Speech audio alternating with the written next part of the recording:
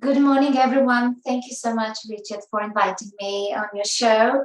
Well, today I'm going to talk about leadership behavior, and I'm going to use the lens of the 5 levels of the management shift model that I developed on the basis of many years of my interdisciplinary research, looking into lots of theories and models and frameworks from organizational behavior, neuroscience, leadership development, consciousness development, and so on.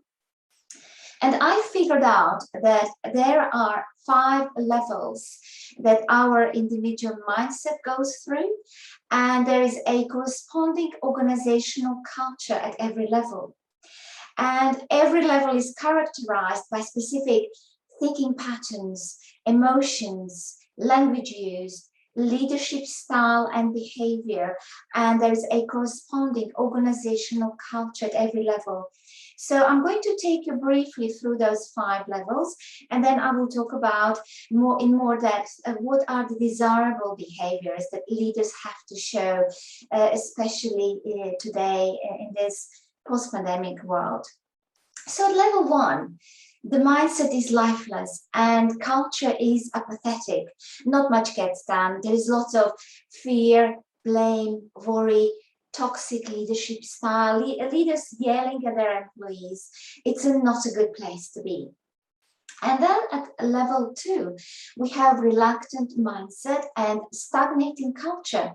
At that level, people do a minimum they can get away with just to get their paycheck. So they bring their body to work, but their heart and mind stay at home. They take long lunch breaks and they dream about being somewhere else. They would do anything but be at work.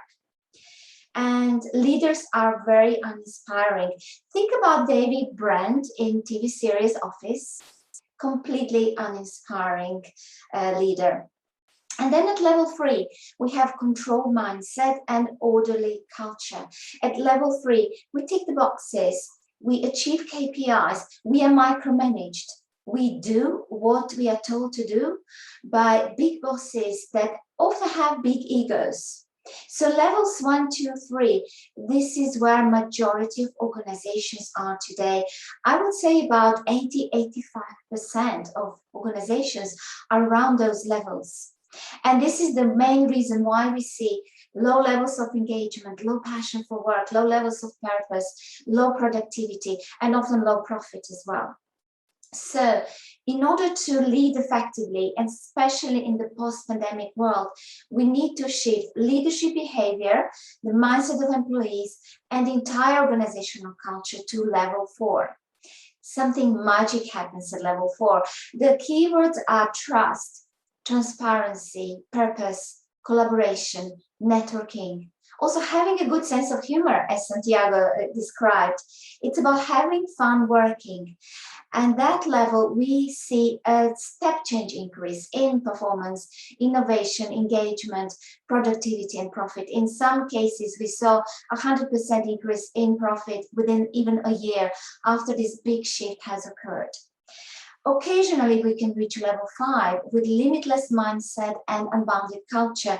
At level 5, we see teams working day and night on some amazing innovations for humanity, driven by their love of humanity, and they work on big problems such as solving pandemic, global recession, global pandemic, and so on. So the objective is to be at level 4 and occasionally reach level 5, because we can't be at level 5 all the time, we would just burn out. But being at level 4, we can then tap into the energy of level 5, be very creative, solve big problems.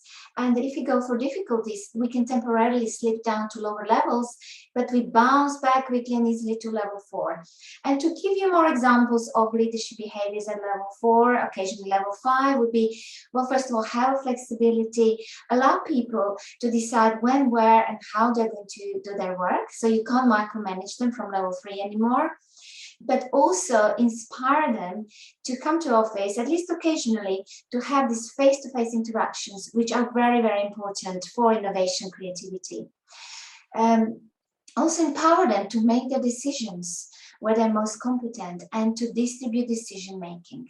So let those people with the best knowledge, most appropriate knowledge for a customer, make decisions. Be mindful of purpose, provide clarity, and make sure people are really excited and energized and engaged around the common purpose, which will be around not just making profit for company, but making this world a better place, contributing to community.